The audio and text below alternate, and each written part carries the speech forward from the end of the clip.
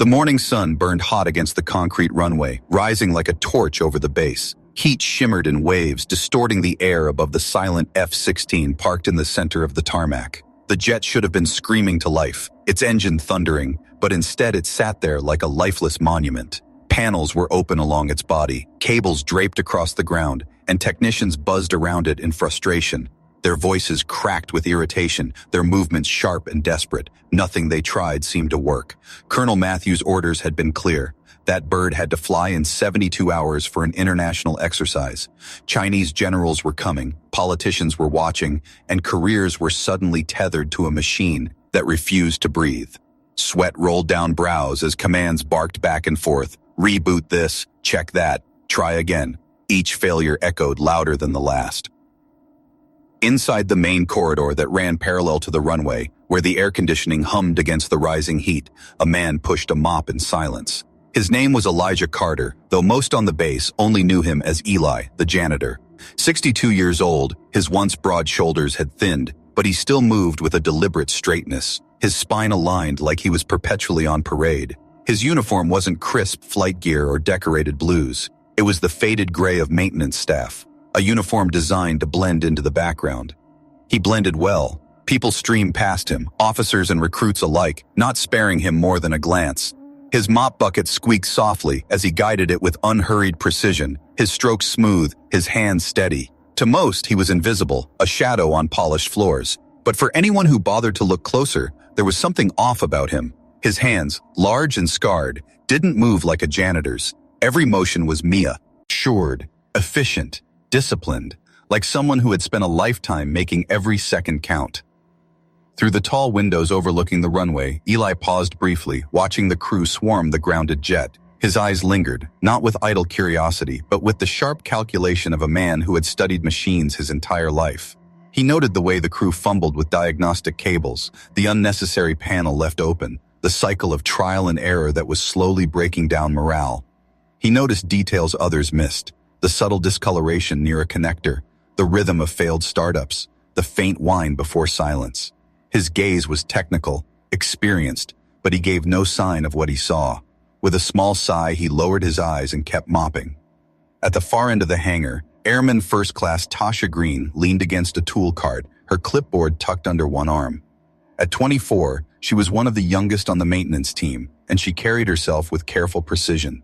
Her natural hair was cropped close in regulation style, her uniform spotless, her every action deliberate. She had been raised on discipline, but unlike the men around her who thrived on loud arrogance and crude jokes, Tasha thrived on quiet observation. It was why she noticed the janitor, the way his eyes lingered on the jet for just a moment too long, the way his shoulders squared instinctively, as though he could feel the tension in the air outside. She frowned slightly. Those weren't the eyes of someone just cleaning floors. Those were the eyes of someone who knew exactly what he was looking at. Her curiosity was interrupted when a young lieutenant stormed down the hall, his brass collar catching the light. "Hall clear. General's coming through later," he barked at Eli without slowing his pace. His tone carried the sharp edge of someone who had authority but no patience. "Eli Sim." Ply nodded, moving his cart to the side, saying nothing. The lieutenant didn't wait for a response. He brushed past without looking, leaving behind fresh boot prints on Eli's just-cleaned floor. Tasha's jaw clenched at the sight. She expected some kind of reaction, maybe irritation or defiance, but Eli gave none. He returned to his work, his face unreadable, his mop moving in slow, steady strokes, erasing the marks like they had never been there. Something in that silence cut deeper than words. It wasn't submission. It was something else, something stronger. It was the kind of silence that carried dignity, the kind of silence that hid entire lifetimes inside it. Outside, the technicians cursed as the F-16 once again refused to start. Laughter rippled from a cluster of young recruits watching from a safe distance. "Maybe it's just old like my granddad," one joked. Another smirked. "Nah, my granddad still works." Their laughter carried across the runway, biting, dismissive. Eli heard it faintly through the glass as he wrung out his mop. His jaw tightened for just a second, so brief it was almost imperceptible. He didn't look at them. He didn't need to. The only thing that betrayed him was his eyes, fixed on the jet, sharp and unblinking, as if waiting for the moment when silence would end, and his voice, his hands, his history would finally matter again. And in that moment, though no one else noticed, Tasha did. She caught that flicker in his eyes and felt her heart thud once. Whoever this man was, she thought, he was more than a janitor. The heat rose thicker the next day, as though the very air itself knew the pressure that weighed over the base. Out on the runway, the F-16 sat stubborn and silent, its sleek frame gleaming beneath the sun but offering no sound, no promise of life. It was a monument to failure, and the men surrounding it knew it. Chief Technician Wilson barked orders with desperation hidden under his voice.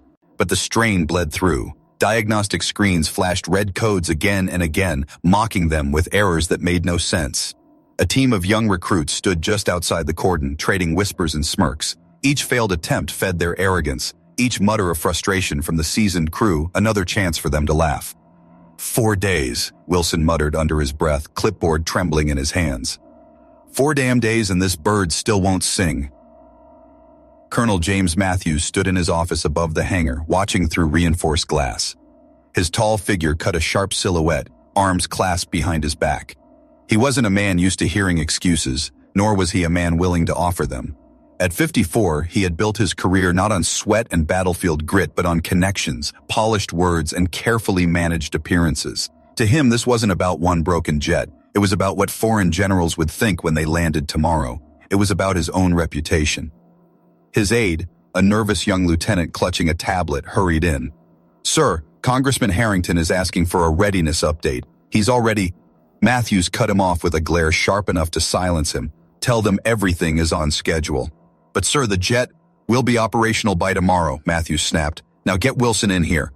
Moments later, Wilson stood stiff at attention in front of Matthews' desk, sweat trickling down his temple. "Sir, we're doing everything we can." "You have 24 hours, Matthews interrupted, his voice low and dangerous. "If that fighter is not alive by then, you won't have a team to lead anymore. Do I make myself clear?" "Yes, sir." Wilson swallowed hard, then all but ran out. Out in the corridor, Eli Carter's mop swished softly against the tiles. He hadn't meant to overhear, but the colonel's voice carried through the thin walls like a storm. Eli didn't flinch. He simply moved his bucket aside to let Wilson rush past, his expression unreadable. Then he dipped his mop again, as though the world wasn't crumbling outside the hangar doors. But his eyes betrayed him. For just a moment, as Wilson disappeared down the hall, Eli's gaze shifted to the F-16 gleaming in the sun beyond the glass. His stare lingered, and in that silence lay an understanding the others couldn't see. An understanding born of decades crouched under gunfire, coaxing broken birds back to life with nothing but raw skill and stubborn willpower. He shook his head slightly, the faintest sigh slipping past his lips before he returned to polishing the floor. On the tarmac, the tension thickened. Laughter from the recruits echoed again, louder this time.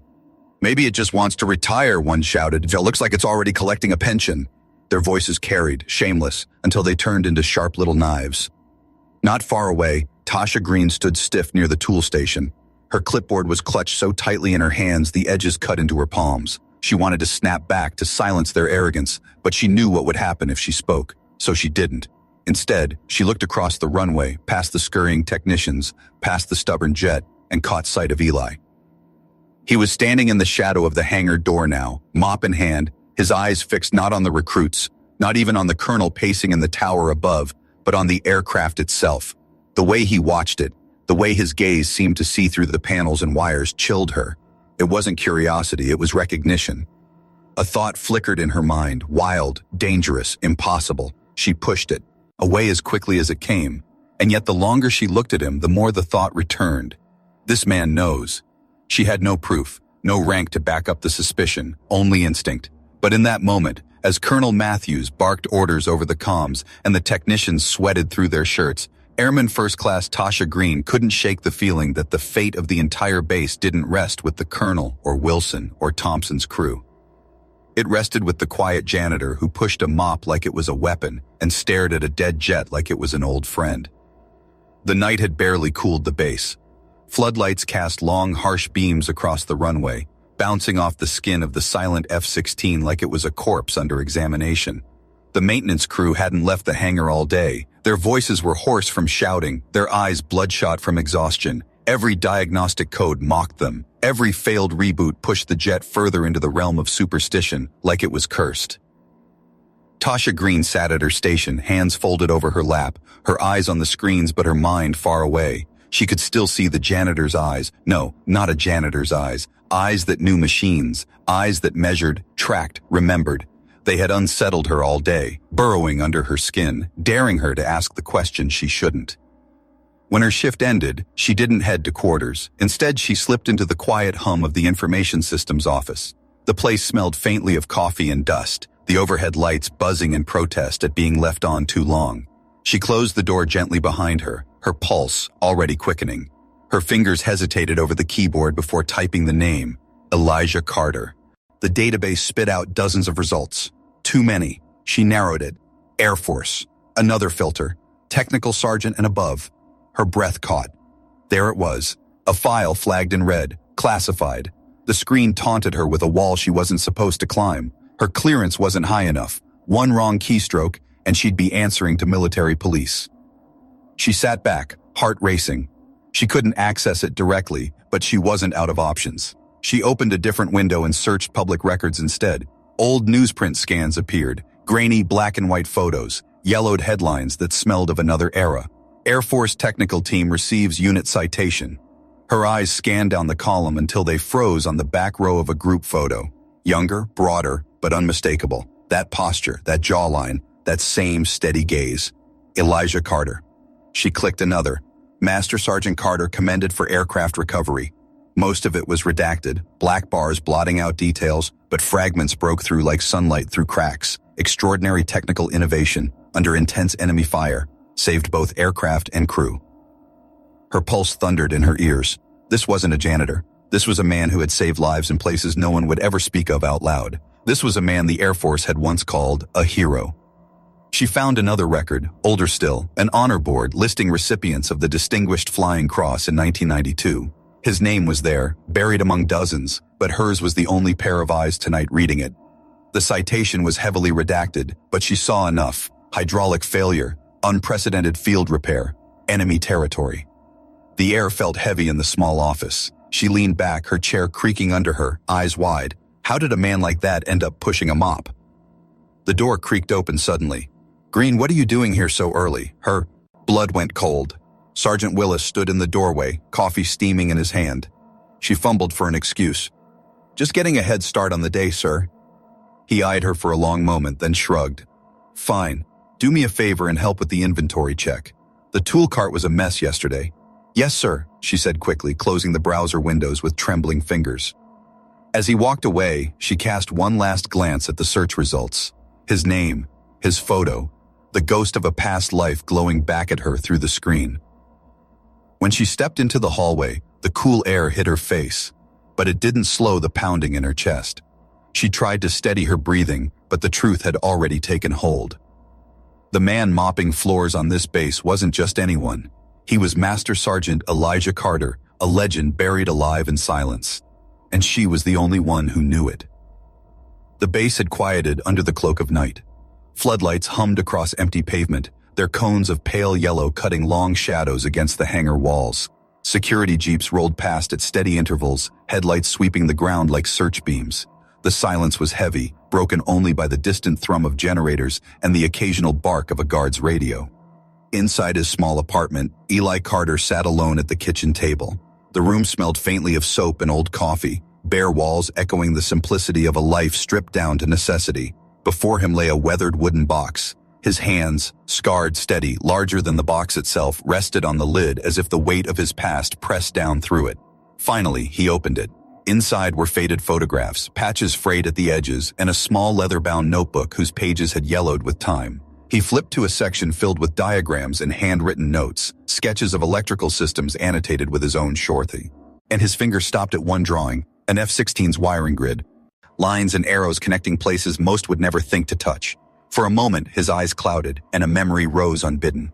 Sand, smoke, Afghanistan, 2001. He was crouched under enemy fire, the air thick with the smell of aviation fuel and cordite. A pilot screamed over the chaos, "If you don't get this bird in the air, we're dead!" Bullets snapped overhead, dust spraying like hailstones, and Eli, young then, shoulders broader, hands unshaking, had done the impossible, rerouted power through a jury-rigged bypass, splicing wires in the middle of a war zone. 20 minutes later, that jet had lifted into the sky, roaring to life as insurgents closed in. The memory dissolved as quickly as it came. Eli exhaled slowly, closing the notebook. Those days were long gone, he reminded himself. Now he was just a janitor, just a man with a mop. But his eyes betrayed him, drifting toward the base where the dead F-16 sat in silence, mocking the so-called experts who failed to wake it. He stood. Minutes later, he was on the move, mop handle replaced by a flashlight, janitorial credentials dangling casually from his shirt. The guards barely noticed him, just another night shift custodian, invisible as always. He slipped through checkpoints with practiced ease, never hurried, never hesitant. Hangar 3 yawned before him, cavernous and silent. The F-16 stood in the center like a sleeping giant, surrounded by discarded coffee cups, half-open toolboxes, and the lifeless hum of diagnostic equipment that had failed again and again. Eli approached slowly, reverently, as though greeting an old friend. He placed a hand against the cool metal skin, feeling the silent heartbeat of the machine. "You're not gone," he murmured, "just waiting." With practiced motions, he circled the jet, his flashlight beam skimming over panels and wires. He stopped at the port side, kneeling beside an access panel the crew had already opened a dozen times, but his eyes didn't see what theirs had. They saw deeper. "There you are," he whispered. A wire B12 had been rerouted, not according to any manual, but through a hidden bypass. It was clever, elegant even, but invisible to modern diagnostics. To the computer, it was a ghost connection. To Eli, it was a story. Someone, somewhere, had once saved this bird under fire with a field modification that had never made it into official records. And now, decades later, it had returned to haunt the men trying to revive it. He reached for a notepad from his pocket and began sketching, the pencil scratching across paper in swift, precise strokes. He mapped the bypass, marked the correction, outlined the fix. His hands were steady, sure. The solution was simple once you knew where to look, but only if you'd lived through the kind of nights where mistakes meant death. When he finished, he folded the note and slipped it into the chief technician's inbox near the entrance. No name, no signature, just instructions. Then he turned off the flashlight, wiped down the panel to leave no trace, and walked out the way he came. Unseen by him, a security camera in the corner blinked red, capturing his every move. In the security office, a bored guard glanced at the screen. He saw the janitor, shrugged, and went back to his magazine. "Just the janitor," he muttered. And so, the base slept, unaware that in the quiet hours of night, the invisible man had already found the answer they had been chasing for days. Dawn broke harsh and merciless over the base, the kind of light that showed every failure in sharp relief. The F-16 still sat lifeless in Hangar 3, its panels yawning open like wounds. The maintenance crew trickled in with tired eyes and coffee cups, their frustration carrying over from the night before. Chief Thompson was the first to reach his desk. He sifted through paperwork, receipts, and requisition forms until his hand landed on a folded sheet of yellow notepad paper. He frowned. No one on his team used paper. Everything was digital. Curious, he unfolded it. Across the page was a hand-drawn schematic. Precise, detailed, written in neat block letters that spoke of training and discipline. At the top, wire B12, bypass correction. Thompson stared at it for a moment, eyebrows rising. Whoever had written this wasn't guessing. They knew the systems. His assistant, Lawson, strolled in behind him, yawning. "What's that, another requisition?" "Some amateur's idea of a joke," Thompson muttered, though his voice betrayed something else. Confusion, maybe even unease. Lawson snatched the note from him and studied it. "Huh. Whoever drew this diagram knows their stuff. That's clean work." Thompson rolled his eyes, masking the small flicker of doubt gnawing at him. "Please, we've tried everything in the book, and then some. Some wannabe gearhead scribbling notes isn't going to solve what half the Air Force can't." He crumpled the paper in his fist and tossed it into the trash can without another thought. "Now let's get back to real work. Try another diagnostic sweep." Around them, the younger technicians smirked. "Maybe it was the janitor," one of them joked. "He's always lurking around the hangar." Laughter followed, bitter and sharp, filling the empty space where solutions should have been. From the doorway, Eli Carter pushed his mop slowly across the floor, invisible as always. He had come for his morning sweep, his movements quiet, rhythmic. He paused just long enough to see Thompson toss the crumpled paper into the trash. No flicker of surprise crossed his face. He had expected as much. His hands didn't falter, his mop sliding smoothly over the polished concrete, but deep inside, a faint sting flickered and died just as quickly. Out of the corner of her eye, Tasha Green caught the exchange. She watched the trash can, then Eli. She noticed the briefest glance he gave before resuming his work, eyes lowered, shoulders steady. It was nothing and everything all at once. Later, as Thompson's crew struggled through yet another failed reboot, the hangar filled with sparks and curses. A circuit board fried, a diagnostic machine crashed, tempers flared. "This damn system is haunted," Lawson snapped, kicking a toolbox across the floor. And through it all, Eli continued his mop strokes at the edge of the room, steady as a heartbeat. He never spoke, never interfered, but in his silence, in the small curve of his jaw and the unbroken rhythm of his movements, there was a dignity that burned brighter than the chaos around him. When Tasha passed him on her way to fetch more tools, their eyes met. Just for a second. She saw something there. Not resignation, not defeat, but patience. The patience of a man who already knew the answer and no longer expected anyone to listen. The hangar buzzed with failure, with arrogance, with desperation. And in the corner, unseen and unheard, the solution mopped the floor. By midday, the hangar was a furnace of frustration. Tools clanged, voices cracked, and the acrid smell of burnt circuitry lingered in the air like smoke after a battle. The F-16 remained stubborn, mocking every effort with silence. The crew's exhaustion had curdled into open resentment. 4 days, Chief Thompson muttered, scrubbing sweat from his forehead with the back of his hand. 4 damn days and nothing to show for it. His words carried across the hangar, sharp and bitter. The younger airmen avoided his eyes, heads bent low over laptops and diagnostic panels. Colonel Matthews appeared in the doorway, his jaw set, his polished boots clicking like gunshots against the floor. He didn't need to speak to draw every eye. The air in the room shifted the moment he arrived. Report. Thompson stiffened. Sir, we're narrowing down possible faults, but the system continues rejecting. I don't want excuses, Matthews cut in coldly. That aircraft will fly tomorrow. Do you understand me? Yes, sir, Thompson replied, but his voice had lost conviction. Behind them, unnoticed at first, a new presence entered the hangar. Congressman William Harrington, suit pressed to perfection, flanked by aides with clipboards. His sharp eyes scanned the chaos with a politician's practiced detachment. Colonel Matthews, he said smoothly, I see your men are hard at work. Or is it fair to say they're spinning their wheels? The jab stung, though his tone was casual. Matthews straightened. We're addressing the issue, Congressman. It's temporary. Temporary? Harrington chuckled without humor. This base has been paralyzed for nearly a week. Washington is asking serious questions about operational readiness. Questions like, if our military can't maintain its own aircraft, perhaps private contractors should handle it instead. The words landed like a hammer. Thompson froze. Lawson's wrench clattered to the floor. Even the younger recruits stopped their smirking. Matthews' face flushed dark. With respect, sir, privatization is not the answer. My men are the best. Are they? Harrington interrupted, scribbling something on his clipboard. 4 days, Colonel. 4 days, and still nothing. His eyes shifted to the lifeless jet, then back to Matthews. You have until the end of the joint exercise. If that plane doesn't fly, I'll personally recommend full transition to North Star Aviation Services. A murmur rippled through the hangar. The crew knew what that meant. Their jobs, their futures, their pride, all hanging by a thread. As Harrington swept out with his entourage, silence followed in his wake. Matthews' glare turned volcanic, his voice a low growl. You heard him. If that jet isn't operational by tomorrow, we all answer for it. Work through the night if you must.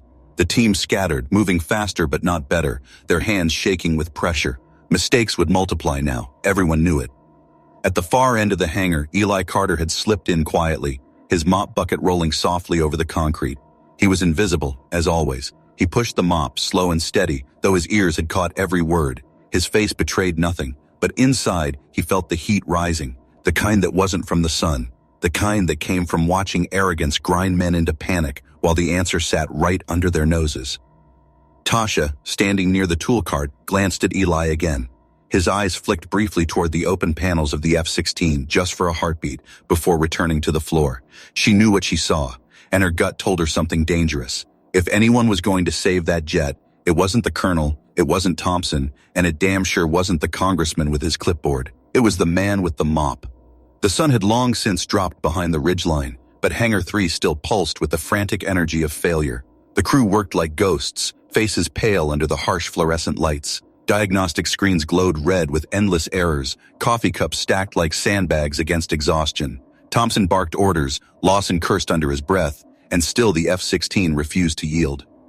In the shadows near the hangar's side entrance, Eli Carter pushed his mop. His slow, deliberate movements contrasted with the chaos around him.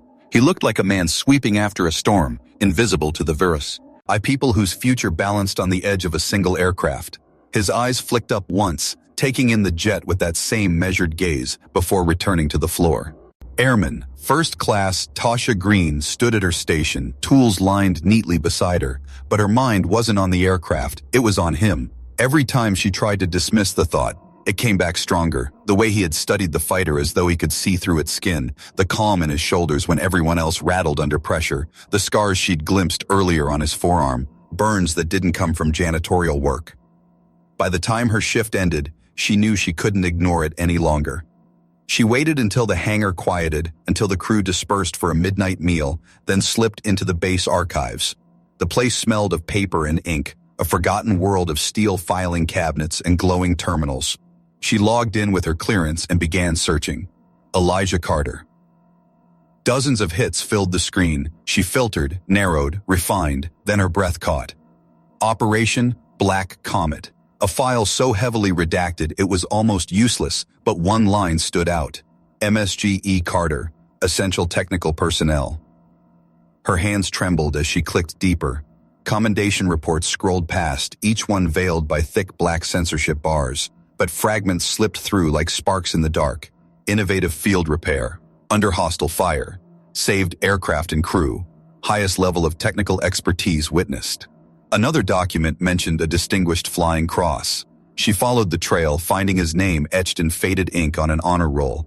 The words beside it blurred her vision. Extraordinary heroism in connection with military operations against an armed enemy. She sat back in her chair, staring at the screen. The janitor, the man everyone mocked, the one cleaning their hallways in silence, had once been a legend. A man who had stared death in the face and coaxed broken machines back to life when failure meant lives lost. "Who are you really, Eli?" She whispered into the empty room. The door creaked open suddenly. Tasha snapped the window shut, her heart hammering. Sergeant Willis stood in the doorway, sipping coffee. "You're still here?" His tone was casual, but his eyes lingered too long. "Just reviewing maintenance protocols, sir," she lied smoothly. Willis grunted. "Well, Thompson needs inventory checks caught up. Don't make me remind you again." He walked off without suspicion. Tasha exhaled, shoulders sagging. She glanced once more at the dark screen, her pulse refusing to calm. She didn't know all the answers yet, but she knew enough. Elijah Carter wasn't just some tired old man with a mop. He was the one person on this base who might actually save them. And he was being ignored. Out on the tarmac, the F-16 gleamed coldly under the floodlights, as lifeless as ever. But somewhere in the silence, hope had shifted. It wasn't in Thompson's diagnostics or Matthew's orders. It was in the quiet, forgotten veteran sweeping floors, waiting to be seen. The base slept uneasily that night. Security jeeps rolled in predictable loops, their headlights cutting white arcs across empty asphalt. The hum of floodlights filled the silence, steady and dull, like the breath of a giant at rest. Inside his small apartment, Eli Carter sat hunched at his table again, that battered leather notebook open before him. His eyes scanned diagrams he had drawn decades ago, systems long since updated, yet still beating with the same heart. He tapped the page with one finger, slow and deliberate, then closed the book. Enough was enough. The world thought he was invisible. Fine, invisibility had its uses. He slipped on his jacket, stuffed a flashlight and the notebook into his pocket, and stepped into the cool night air. At the first security gate, the guard barely glanced at him, just the janitor, out late. At the second, he nodded. Ed casually, pushing his mop bucket along like it was part of his skin. No one questioned him. Who would? Hangar 3 loomed like a silent cathedral, its corrugated doors groaning faintly as he slipped inside. The F-16 stood at the center of it all, gutted by failure, panels hanging open like ribs, tools littered the ground. A laptop screen glowed faintly with the red of yet another aborted diagnostic. The bird looked abandoned, shamed, left for dead. Eli walked toward it slowly, reverently. His hand brushed along the cool skin of the fuselage. "Still here," he murmured, his voice deep and steady. "You've still got fight in you." He crouched at the port side panel. The flashlight beam cut through the tangle of wires, illuminating the same bypass he'd spotted days earlier. He traced it with one finger, his face unreadable. Whoever had patched it years ago had been desperate. They'd saved the bird in battle, sure, but they had also cursed it for every maintenance crew that came after. "Not your fault," Eli whispered. "You just need someone to listen." He pulled the small notepad from his pocket, flipped to a blank page, and began sketching, his pencil scratching fast and sure. His mind worked in layers, first the bypass, then the grounding plate, then the software that no machine could reconcile. He didn't need a manual. The jet itself told him what it needed. With the precision of muscle memory, he reached for tools scattered nearby. Wrenches, wire strippers, a soldering iron still plugged in from earlier. His large hands moved with surprising delicacy, loosening bolts, rerouting wires, reconnecting grounds. Every motion was purposeful, economical. He didn't hesitate, once. From outside, headlights swept across the hangar doors. Eli froze, listening. A security patrol. They slowed, paused, then rolled past. The moment stretched, taut as wire. Only when silence returned did he exhale and resume his work. Minutes later, he climbed into the cockpit. His fingers moved over sweet. Haunches like a pianist returning to a familiar song. He closed his eyes briefly, the smell of hydraulic fluid and metal pulling him back through decades. Then he powered up the sequence. The console flickered, once, twice, then light, glorious, steady light. Systems hummed, panels glowed. The jet stirred like a beast roused from slumber. For the first time in days, the F-16 was alive. Eli's lips pressed into the faintest smile. He let the systems run just long enough to confirm, then shut them down, careful not to leave a trace. He climbed out, wiped his fingerprints from the tools, and returned everything to its place. Before leaving, he scribbled a page of instructions. Bypass temporary. Needs permanent grounding correction. See stabilizer module and throttle response lag. He folded it neatly and slipped it into the chief's inbox once more. In the corner, a red light blinked steadily on a security camera, watching every move.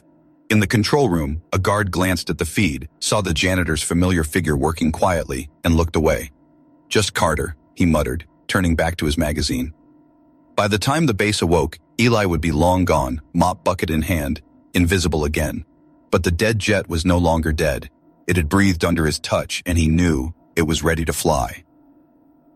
Morning came sharp and unforgiving, the kind of light that left no shadows to hide in. Hangar 3 buzzed with nervous energy as technicians crowded around the F-16. Thompson barked orders, his voice cracking with fatigue. Lawson muttered about bad coffee and worse luck. None of them expected much. Failure had become their routine. But when Thompson hit the ignition sequence, something strange happened. The console flickered, then steadied. Systems came online, humming smooth and strong. Hydraulic pressure climbed into the green. Control surfaces twitched like muscles waking from sleep. The jet, dead for nearly a week, now breathed. "What the hell?" Lawson whispered, eyes wide. It's working." A cheer erupted, ragged but real. Some slapped each other on the back. Others leaned in close as if afraid the magic might vanish. Thompson's jaw hung open, then quickly snapped shut as he drew himself tall. "Must have been the last circuit board replacement," he declared. "Sometimes these old birds just need to settle in." No one challenged him, though unease flickered across a few faces. They'd replaced that board hours ago. Nothing had changed then. Why now? Tasha stood apart, her heart hammering. She'd seen Eli slip out of the hangar near dawn, mop bucket rolling beside him like a shield. She remembered the faint spark in his eyes when their paths crossed in the corridor, the smallest hint of something unspoken. Now, watching the jet spring to life, she knew. It hadn't been luck. It hadn't been Thompson. It had been him. Colonel Matthews strode in, Harrington trailing behind with his ever-present clipboard. "Report," Matthews demanded. "Systems online, sir," Thompson said with forced confidence. "Diagnostics all green. She's ready for final prep." Matthews' relief was visible. His shoulders eased, his jaw unclenched. "Good. Make damn sure she's flawless by the time General Liu arrives." Harrington scribbled a note. "Interesting turnaround," he said dryly. "Let's hope it holds." As the officers left, Thompson strutted like a man reborn, already crafting the story of how his brilliance had saved the day. The younger airmen followed his lead, their laughter returning, though it sounded more hollow than before. At the edge of the hangar, Eli pushed his mop slowly across the floor. He kept his eyes down, steady as always, but Tasha noticed the faintest lift in his posture, the smallest flicker of satisfaction hidden beneath his stoic mask. He hadn't claimed it, he never would, but she knew. "VC." And in the corner of the room, a monitor blinked to life. Security footage rolled on loop, grainy black and white images of a man in janitor's coveralls working alone under the glow of a flashlight, fingers tracing wires, tools flashing in the dark, the F-16 humming back to life under his touch. The guard on duty rubbed his eyes, glanced at the screen, then at the logbook. He frowned, hesitated, then kept flipping through his magazine. "Just the janitor," he muttered. But the footage remained, quietly recording the truth, proof waiting to be seen. The morning of the demonstration dawned clear, the sky a flawless blue canvas. The base buzzed like a hive, every corridor alive with footsteps and clipped voices. Flags snapped in the breeze, bleachers had been set along the runway, and an international delegation gathered under a canopy. Dignitaries, officers, and one sharp-eyed Chinese general named Liu. The F-16 gleamed in the sunlight, no longer a corpse on wheels, but a predator ready to fly. Thompson strutted near it, retelling for the 10th time how his team had cracked the impossible. His words carried swagger, but his eyes betrayed nerves. He knew the margin for error was razor thin. At the far edge of the crowd, Eli Carter stood in his janitor's coveralls, mop handle resting in one hand. He hadn't been invited, of course. Nobody had asked him to stand near the dignitaries or the officers, but he was there, silent and steady, eyes on the bird he had coaxed back to life. The test pilot climbed into the cockpit, canopy hissing shut, engines spooled, turbines screaming with life. The jet rolled forward, taxied smooth, then rocketed into the sky, its roar shaking the ground. The crowd erupted in applause. Colonel Matthews exhaled for the first time in days, relief flooding his face. Harrington scribbled notes, already drafting the story he would take back to Washington. But then, like an unwelcome ghost, another sound cut through the applause. The clipped voice of a security officer rushing to Matthews' side.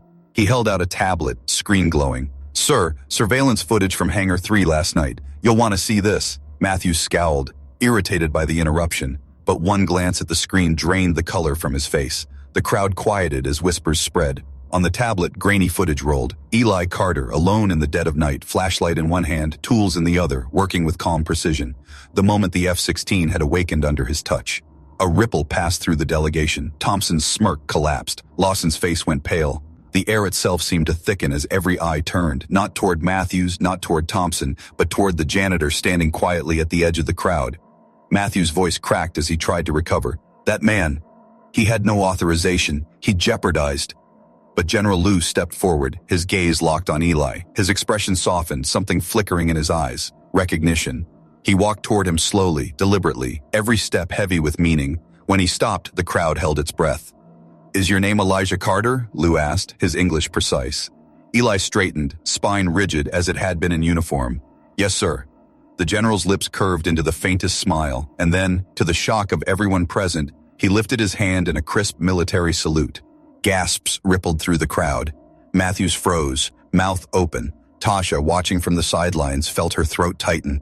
Liu's voice carried across the silence. "In 1991, during a joint mission, my F-5 was shot down. I was stranded in hostile territory, under fire, with no hope of extraction. It was this man, Master Sergeant Carter, who repaired my aircraft with nothing but scrap metal and ingenuity. He sounded, at my life."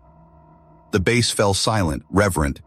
Matthews stammered, He's just our janitor." "No," Liu cut him off sharply, his voice like steel. "He is a warrior, a master of machines, a man your Air Force should have honored, not hidden." All eyes returned to Eli. He stood as he always had, calm, steady, shoulders square. For the first time, though, he was not invisible. The young technicians who had mocked him now stared in awe. Tasha felt tears burn her eyes as pride swelled in her chest. General Liu turned, addressing the crowd. "Respect is not in the uniform, it is in the service. And today, the world has seen the truth." The applause that followed was unlike anything Eli had ever heard. It wasn't polite, it wasn't rehearsed. It was raw, thunderous, rising from every corner of the runway. Officers saluted, young airmen straightened their spines. And Eli Carter, once invisible, once discarded, stood at the center of it all, seen at last. He gave no speech, no grand gesture, only a single nod, his eyes glinting with something that looked like peace, because the F-16 wasn't the only thing that had been brought back to life. Eli Carter had too.